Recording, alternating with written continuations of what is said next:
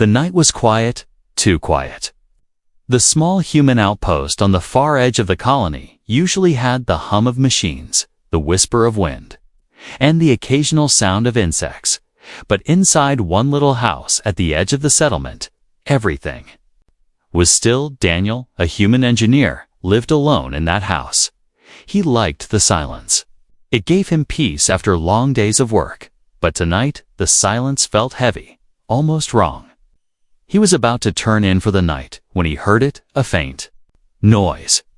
Like something moving across the floor. He froze. At first, he thought it was the wind pushing something against the wall. But then he heard another sound, soft footsteps, careful, almost frightened. Someone was inside his home. Daniel moved quietly, his hand near the tool he kept for protection. This was a dangerous colony. Thieves, smugglers, and sometimes even wild animals found their way in. He walked slowly toward the bathroom, the sound growing clearer. There was the creak of the door, the light click of the water system being switched on. His heart raced.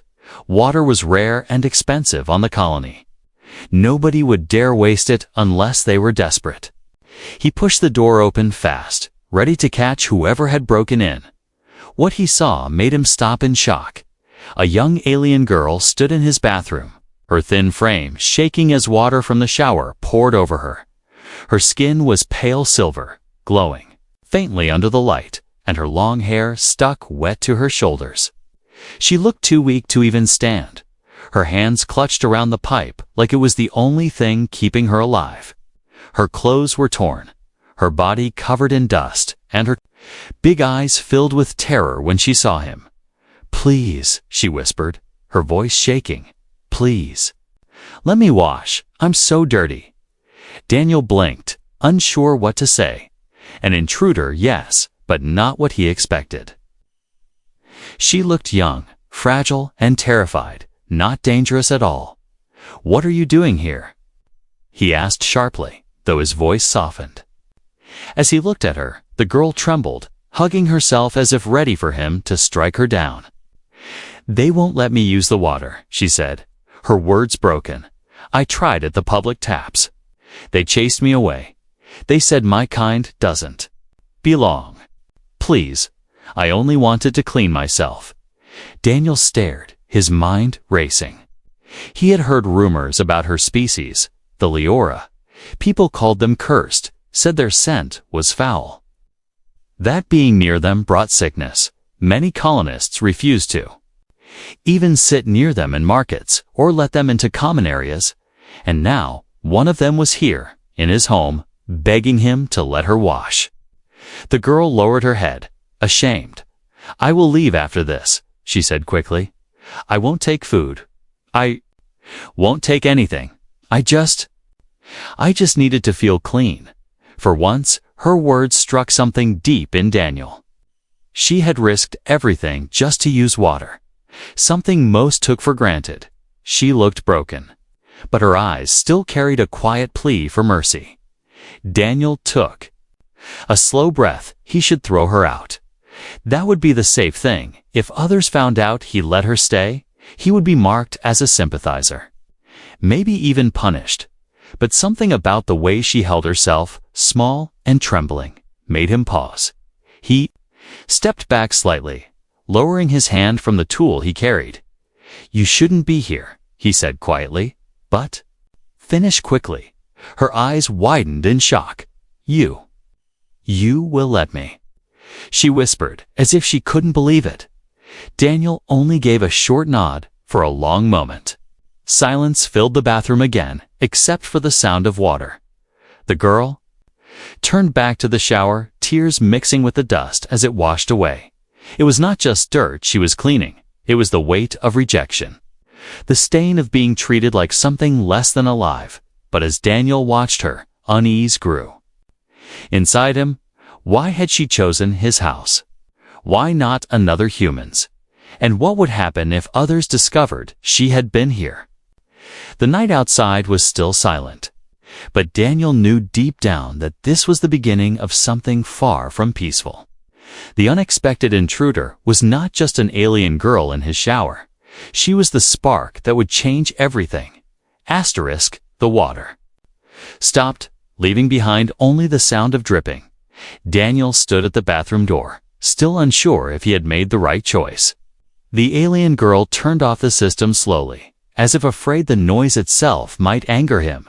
She stood trembling, clutching the torn cloth around her small body, her wet hair sticking to her face when she looked at him. Her eyes held both fear and a strange kind of hope. He had not forced her out. He had not shouted like the others did. And for her, that small act of kindness was already unbelievable. I will go now, she whispered, her voice thin like a broken string. She moved toward the door quickly, as if expecting him to strike her at any second. Daniel raised a hand, stopping her. Wait, he said firmly. You can't just walk out like that. People will see you. The girl froze, her bare feet dripping water onto his floor. People already hate me, she said, almost in a whisper. If they see me near a human's house, they will hurt me more. Daniel frowned. Her words carried too much weight to be an exaggeration. Why? What did you do to them? He asked. She looked up, eyes wide with disbelief at his question. Do? She repeated softly, I was born. That is all. The answer hit him harder than he expected. She looked down, clutching her hands tightly. They say my kind smells wrong, she continued, her words trembling. They say we carry sickness. That being near us makes food spoil, water turn bitter, and children fall ill. Daniel had heard the rumors, but hearing them from her lips was different. Up close, she didn't smell bad at all. In fact, there was a faint fragrance, strange but not unpleasant, like wildflowers growing in dry soil. Nothing about it felt dangerous, nothing that matched the fear others carried. They threw rocks at me when I tried to get water, she said, her voice breaking. They spit at me, called me dirt, cursed my family. But my family is gone now. I am alone. Her shoulders shook as tears mixed with the last drops of water on her face. She pressed her hands against her eyes, ashamed to cry in front of him. Daniel felt a tightness in his chest. This was no criminal, no dangerous intruder. This was just a girl who had been forced to survive like a hunted animal. What's your name? He asked softly. The girl looked at him with surprise, as if nobody had asked her that in years. Lyra, she whispered. My name is Lyra. Daniel nodded, repeating it quietly. Lyra. For a moment, silence filled the small house again. Then he sighed and stepped aside. You can stay here for a little while, at least until it's safe, he said. Her eyes widened again, shock written across her face. You would let me? She asked, almost disbelieving. Why? If they find me here, they will punish you too. Daniel shrugged lightly, though inside he was not as calm as he pretended. I don't like bullies, he said simply. And I don't think you deserve what they've done to you. Lyra's lips trembled, as if she wanted to argue but had no words left. Slowly, she lowered herself onto the floor, curling up against the wall, as if her body had grown too heavy to hold. Her skin was still pale from exhaustion, and her hands shook slightly. It was clear she had not eaten well for days, maybe weeks. Daniel fetched a blanket and draped it over her small form. She flinched at his touch, but when she realized he meant no harm, she closed her eyes with a small sigh. For a long while, Daniel watched her, questions racing through his mind. Why had her people been cast out? Why did humans not share the same fear of her scent that others seemed to? And why did he feel such a strong urge to protect this stranger?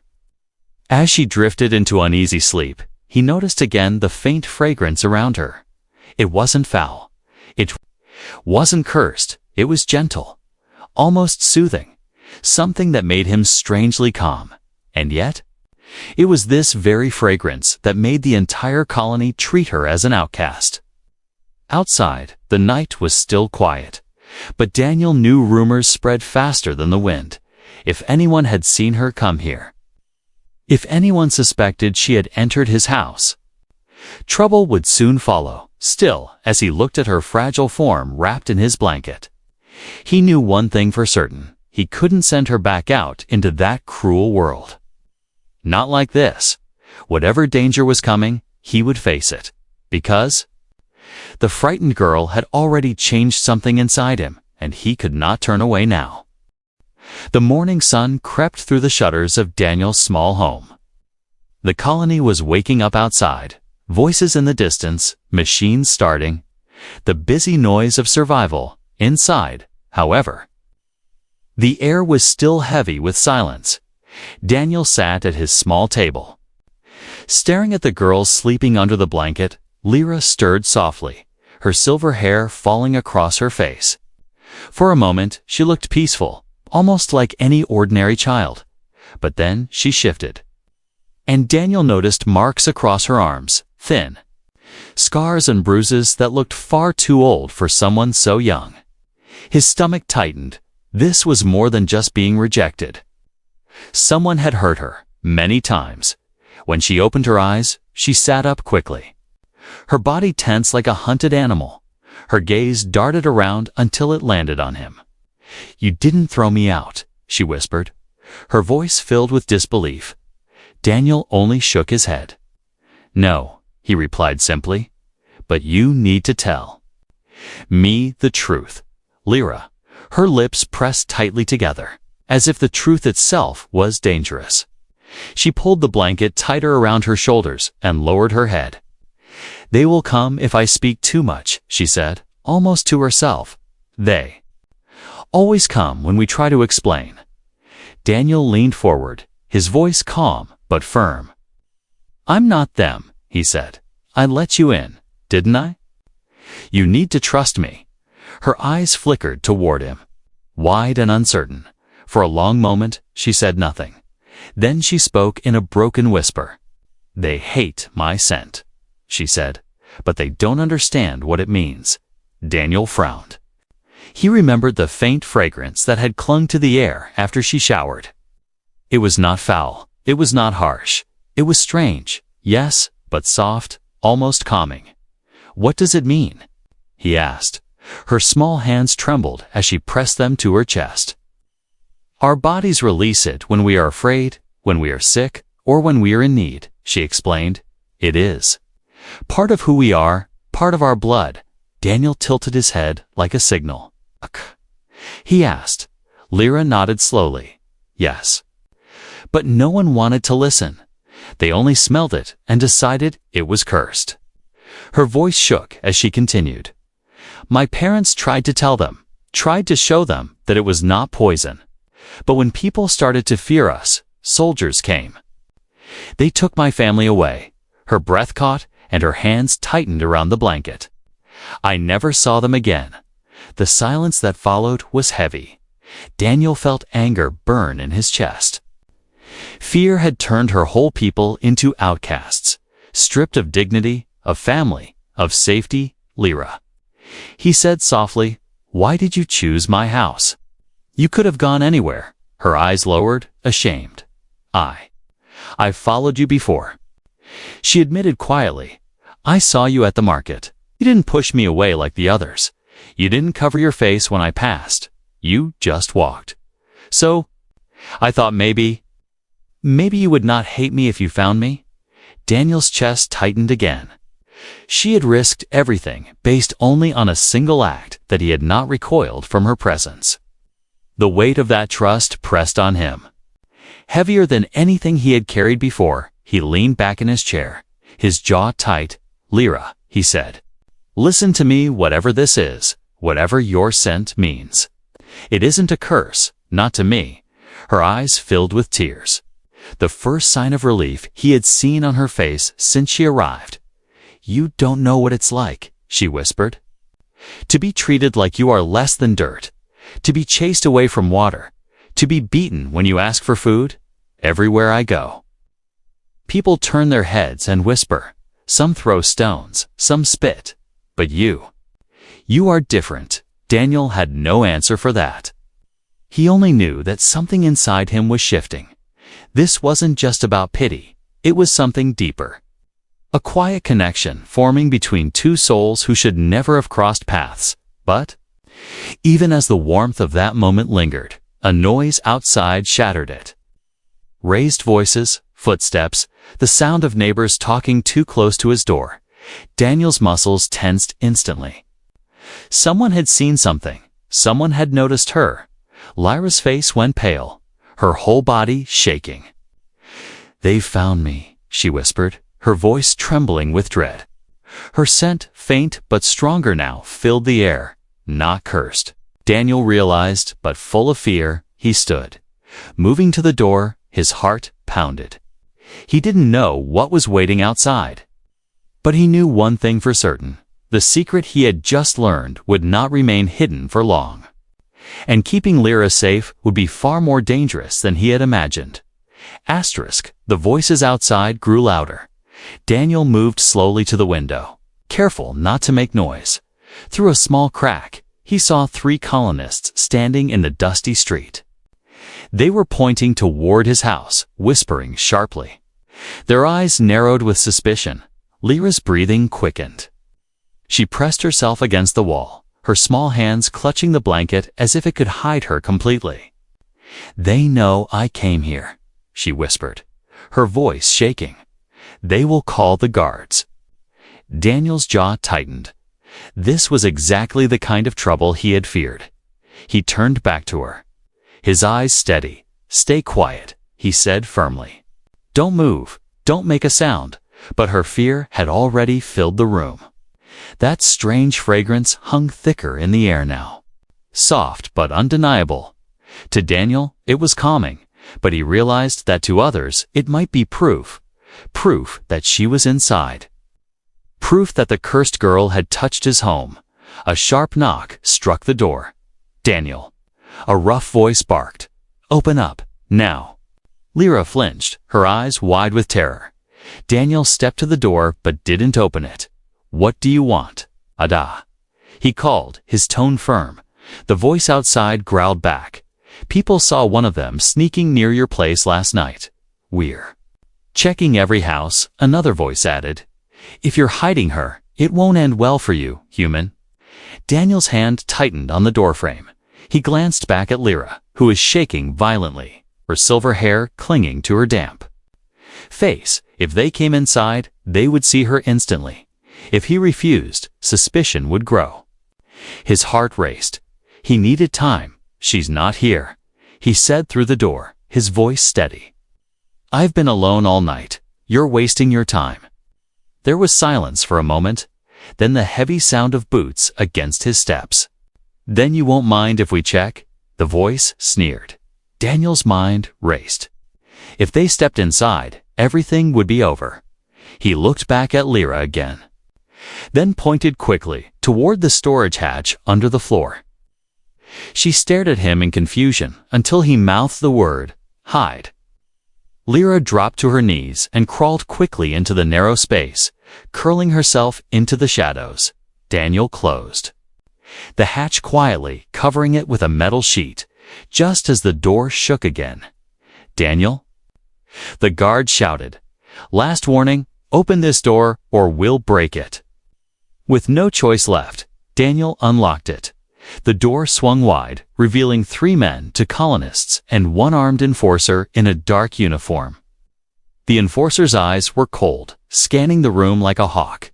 "You live alone, don't you?" the enforcer asked, stepping inside without permission.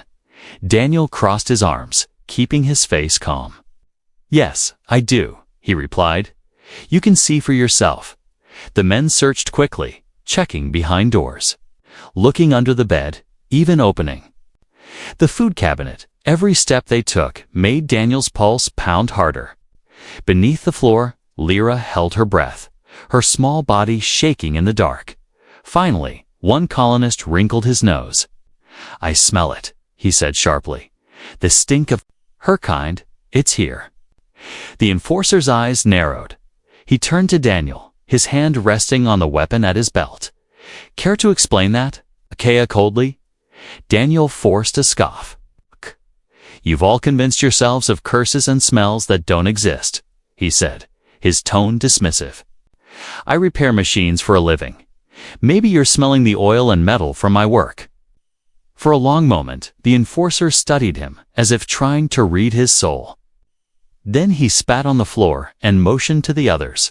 "Fine, but if we hear anything more, we'll be back," he warned. "Harboring one of those creatures is treason, and death follows treason." They left, their boots pounding against the dirt outside, their voices fading into the noise of the street. Daniel closed the door quickly, locking it. Only when the sound of their steps disappeared did he kneel down and open the hatch. Lyra crawled out, gasping for air, her whole body shaking, tears running down her pale cheeks. They would have killed me," she whispered, her voice breaking, her eyes lifted to him, wide with a mix of fear and gratitude. "You lied for me?"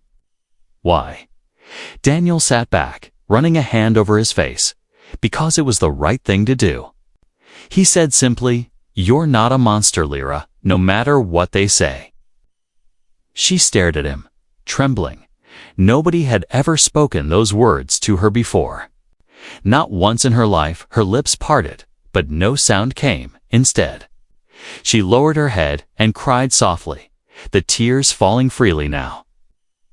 Daniel placed a hand gently on her shoulder. "You're safe for now," he said, quietly, though his own heart knew the truth. Safe for now, but not for long. Because the danger outside was not gone, the colonists would not forget the suspicion. The enforcers would not stop searching, and with every hour that passed, protecting her would become harder, still. As Daniel looked at her fragile form, trembling under his blanket, he knew he had made his choice. He would protect her, no matter the cost, because letting her go back out into that cruel world was no longer an option. And as the sunlight grew stronger outside, Daniel felt the weight of what was coming. The colony was against her. The enforcers would hunt her. But she was no longer alone. She had found a protector, and together they would face whatever storm waited beyond his door. The day dragged slowly after the search. Daniel kept busy fixing broken circuits and sorting old tools, but his mind was elsewhere. Every sound outside made him tense. Every knock of metal or echo of footsteps made him think the enforcers had returned. Lyra stayed quiet most of the morning, curled up near the corner of the room with the blanket wrapped tightly around her. Her wide eyes followed him carefully, always afraid, always alert. Daniel could see the weight of fear pressing down on her, but beneath that fear, there was something else. A secret she carried, one she had not yet told by midday. Daniel set down his tools and finally broke the silence. "Lyra," he said, his tone calm. "Yesterday you told me your scent wasn't a curse." He sat across from her, leaning forward slightly. "I need to know the truth. What is it really?" Her fingers tightened around the fabric of the blanket, her lips pressed together. For a long moment, she said nothing, her eyes full of hesitation. Finally, she whispered, "If I tell you, you'll hate me too." Daniel shook his head firmly. "I don't hate you now, and I won't if you tell me." Her eyes searched his face, looking for any sign of a lie. When she found none, her shoulders dropped and her voice trembled as she spoke. "Our bodies release something in the air when we are weak or frightened," she explained. "It's not poison, not sickness. It is part of us, something my people call essence." Daniel leaned closer. "What does it do?" he asked her.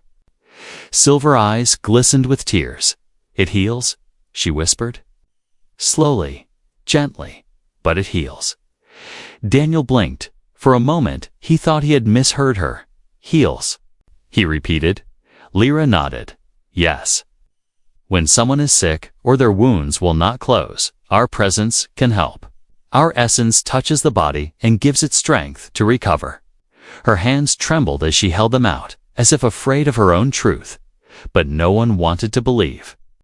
They only felt the scent and thought it was corruption. They hated us before they could ever see what it really was. Daniel's breath caught in his throat.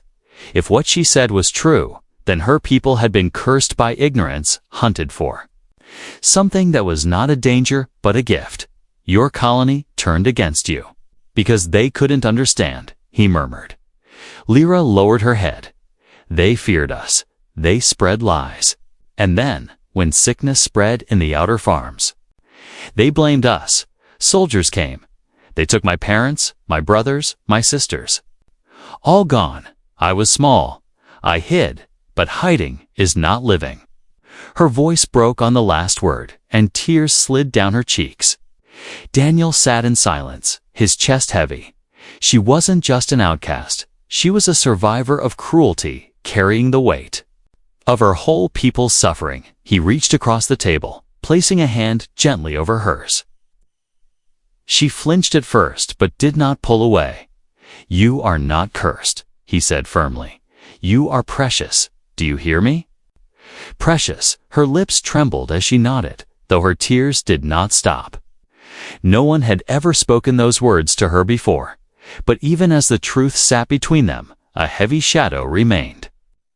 Daniel knew if the colony discovered what her scent truly was, they would not treat it as a miracle. They would capture her, exploit her, twist her gift into something profitable. And that thought burned in him like fire. Lyra seemed to read the fear in his eyes. They will never let me live, she whispered, even if they knew it was healing. They would lock me away, drain me until nothing is left. Her words were soft, but the horror inside them was sharp as a blade. Daniel clenched his fists. Not while I'm here, he said quietly but firmly. I won't let them, Lyris. Eyes widened slightly, her gaze locked on him. Something in her expression shifted. Not just fear, not just sorrow, but the faint spark of hope. Fragile yet real. The moment was broken by a knock at the door. Sharp and sudden, Daniel froze, his heart leaping. Lyra gasped and shrank back.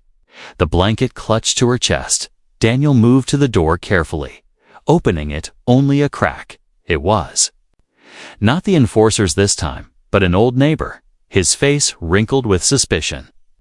Daniel, the man said, we heard the patrol came to your place yesterday. They say one of the cursed ones is near this street. You wouldn't know anything about that, would you? Daniel forced a tired sigh, shaking his head. I don't know what they told you. But nothing's here, only my work. Same as always. The old man squinted, his nose twitching as if sniffing the air. For one terrifying moment, Daniel thought he would smell the fragrance lingering inside, but then the man grunted and stepped back. Be careful, Daniel, he warned. Those things bring ruin wherever they go. If you see one, report it before it taints you too. Daniel gave a small nod and shut the door quickly. Locking it tight, he leaned back against the wood, his chest rising and falling in sharp breaths. Lyra stood in the corner, her eyes wide and fearful. They will never stop, she whispered. Daniel met her gaze, steady and unyielding. Then we won't stop either, he replied, because now he knew the truth about her fragrance. And he would not let the world destroy something so rare, so precious. Even if it meant standing against the colony itself. The next 2 days passed like walking on broken glass. Daniel kept Lyra hidden, making sure the shutters stayed closed. And the lights dim at night, but every hour carried whispers of danger. Neighbors walked slower near his house, enforcers patrolled the streets more often. And rumors grew louder that the cursed girl was still somewhere close. Lyra barely spoke. She sat near the wall most of the time, her silver eyes watching the shadows as if they might attack her. Sometimes she whispered to herself prayers or memories Daniel couldn't understand. At night, he heard her crying softly into the blanket. Though she tried to hide it, Daniel's heart ached. He had lived alone for years, never caring what people thought of him, but now the weight of protecting her pressed on him like a mountain. It wasn't just about shelter anymore, it was about keeping her alive. By the third night, trouble finally came. It started with the sound of boots. Not just a few, many, marching in rhythm outside. Daniel moved to the window and carefully peeked through the crack. His blood went cold. A full patrol of enforcers was moving down the street. Torches in hand, weapons at their sides. They stopped at each house, questioning, searching, and they were moving closer. House by house, they're here, Daniel whispered. Lyra's breath hitched sharply, her body curling tighter against the wall. They'll find me. I can't hide from them, she whispered, her voice breaking. Daniel crouched beside her, gripping her shoulders firmly. Look at me, he said, his voice strong. She raised her tear-filled eyes to him. I won't let them take you, he said firmly. I don't care what they say. I don't care. What they do, you are not going back out there alone. Her lips trembled. You'll be punished. She whispered. They'll kill you for helping me. Daniel almost smiled, though it was thin and heavy. Then they'll have to try. He said. The knock came soon after, hard and commanding. Daniel Hale. A voice barked. Open this door now. Lyra gasped, her small hands gripping his arm tightly. Daniel took a deep breath and moved her toward the storage hatch again. Inside, quickly, he ordered. This time she obeyed without hesitation. Slipping into the darkness beneath the floor, he covered the hatch and stood tall just as the door rattled again. I'm coming, he called, his voice steady. He opened it slowly, revealing 3 enforcers at his doorstep, their faces shadowed. Under their helmets behind them, more soldiers waited in the street. The leader stepped forward, his eyes sharp. We've been ordered to search your home, he said coldly. There are reports one of the cursed ones is nearby. Maybe even inside. Daniel crossed his arms. You've searched before, he said calmly. You found nothing then, and you'll find nothing now. The leader's eyes narrowed. Then you won't mind if we look again, he said, pushing past him. Daniel's pulse raced. The soldiers spread out quickly, checking every corner, every cupboard, every shadow. The leader paced through the main room, his gaze sharp, his nose twitching. Then he paused, his head tilting. I smell it, he muttered. The stench. Daniel felt his stomach drop. The fragrance was faint, but present. Drifting up from the floor where Lyra was hidden, to him, it was soothing, harmless. But to them, it was proof. The leader turned sharply, his hand on his weapon. You're hiding her, he accused, his voice cutting through the air. Where is she? Daniel stood his ground, his jaw tight. There's no one here, he said. His calm voice made the leader sneer. You lie, the soldier snapped. Motioning for 2 others to start pulling up the floorboards, Daniel's heart pounded. They were seconds from finding her. In that moment, instinct took over. He grabbed the nearest tool from his workbench, a heavy wrench, and swung it hard against the soldier's arm. The man cried out, stumbling back, his weapon clattering. To the ground, chaos erupted. Another enforcer lunged. But Daniel shoved him into the wall. Shouts filled the air. Boots stomping, weapons clashing from beneath the floor. Lyra gasped. Her fear was sharp, her essence flooding the room like a wave of fragrance. The soldiers gagged and stumbled, covering their faces as if choking. But Daniel breathed deeply, steady, unaffected. Run. He shouted, tearing open the hatch. Lyra crawled out quickly, her small frame shaking. Daniel grabbed her hand, pulling her toward the back door. The soldiers recovered fast, shouting, Stop them! Don't let them escape! Daniel and Lyra burst into the night, the cold air slamming against their faces. They ran through the narrow alleys, boots pounding behind them. Shouts echoed, torches flared. Shadows stretched. Lyra's breath came in sharp gasps, her legs stumbling. I can't, she cried. You can, Daniel snapped, tightening his grip. "Don't stop, no matter what." They ran through the outer edge of the colony, past broken fences and abandoned sheds. Behind them, the enforcers closed in, their voices growing louder. "Over here. They're running this way." Daniel's lungs burned, his legs ached, but he didn't stop. Lyra stumbled once, nearly falling, but Daniel pulled her up, carrying her when she couldn't keep up. Her tears streaked her face, but she clung to him, her tiny hands gripping his shirt. Finally, they reached the dark line of the forest beyond the colony. The shadows of tall trees stretched before them like a wall of safety. Without a second thought, Daniel plunged into the woods, branches scraping, his arms, roots catching his boots. The soldiers stopped at the edge, their torches flickering in the wind. One cursed loudly. "They won't last long out there." Another muttered, "Let the beasts finish them." But inside the forest, Daniel kept moving. He didn't care about beasts, or soldiers, or curses.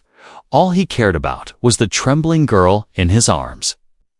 She buried her face against his chest, whispering softly through broken breaths, "You saved me."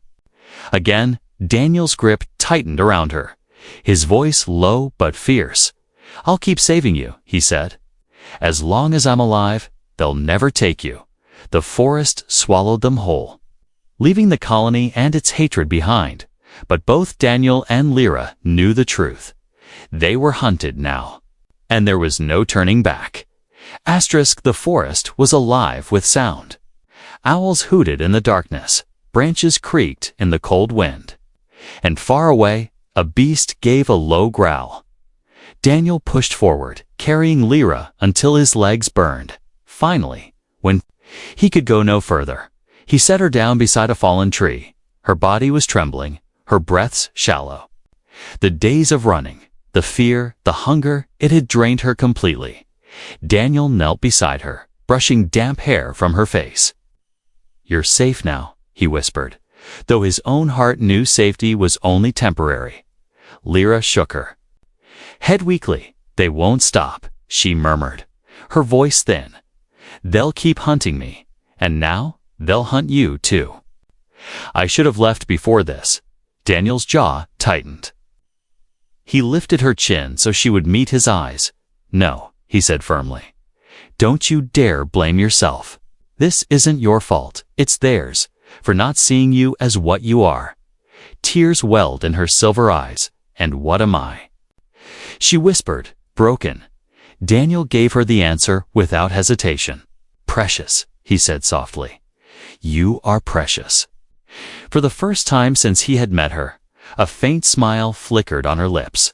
Small, but real. But before the moment could, last movement in the trees broke the silence. Shadows shifted. Voices carried. The enforcers were close again, their torches glowing like fiery eyes in the night.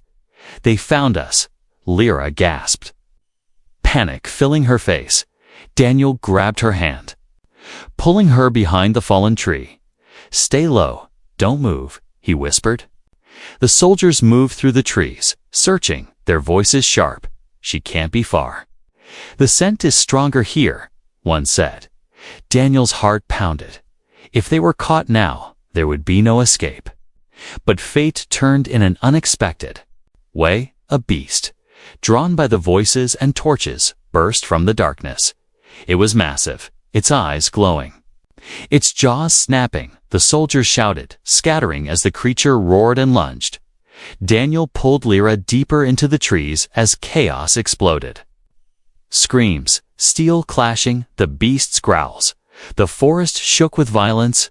But then, Daniel realized something strange. The beast paused, its massive head turning toward where Lyra crouched. Her scent, her essence, filled the air stronger now. The beast's glowing eyes softened. Its growls lowered into a confused whimper. Lyra, trembling but brave, lifted her hand slowly. The air around her shimmered faintly as her fragrance spread.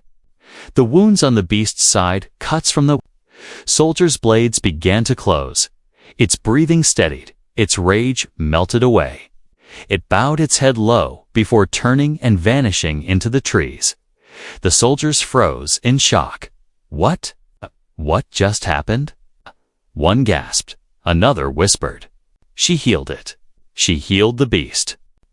The truth had shown itself at last. Not a curse, not poison, but healing.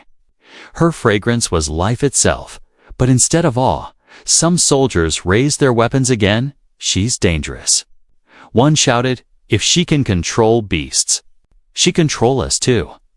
Before they could strike, Daniel stepped forward, standing tall between Lyra and the soldiers. Enough. He shouted, his voice fierce. You've hunted her, cursed her, beaten her, and for what? Because you were too blind to see the truth? She is not a monster. She is a miracle. The soldiers hesitated, their eyes shifting, uncertain, but their leader snarled. She belongs to us now. She'll be taken, used, locked away where she can't threaten anyone. Lyra cried out, clutching Daniel's arm.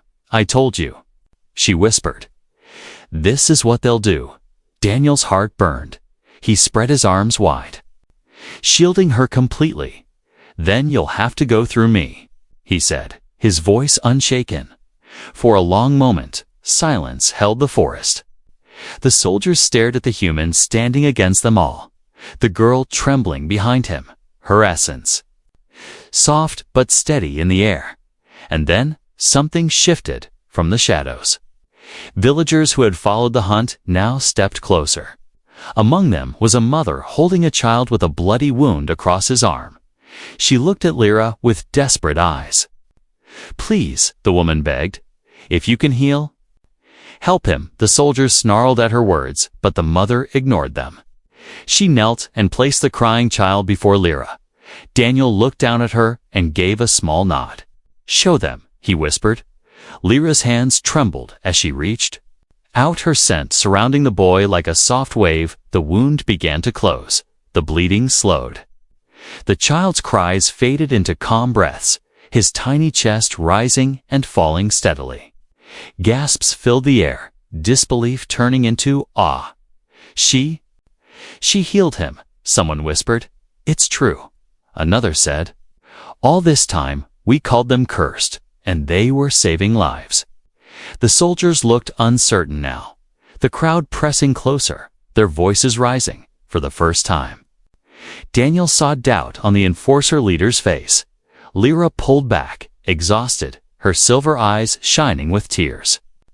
She looked at Daniel, whispering softly. They saw me, she said, for what I really am.